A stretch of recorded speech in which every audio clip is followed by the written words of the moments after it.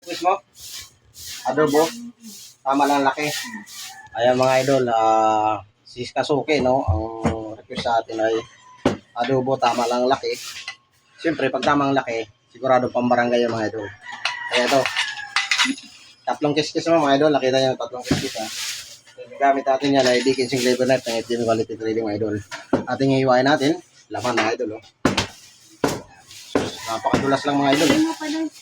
Napaka-idol lang oh. Oh, ayan oh, mga idol oh, pang-adobo yan oh. Oh.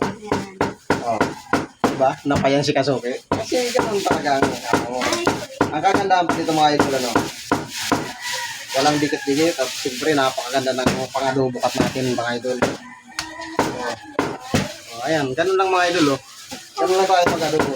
Simple lang oh. Kahit di ka nakatingin dyan, talagang magandang ano dyan cut. Oh. Mga idol. Kaya kung gusto niyo mag-abil noon itong ating Dickinson Flavor Knife, PM nyo lang FDM Quality Trading mga idol. Napaka-quality. Panalo sa talas, swabe gamitin. At syempre, unang-una, lalo na sa lahat ng ay hindi na siya nadikit sa laman mga idol. Kaya tuloy-tuloy, mabilis ang trabaho idol. Thank you.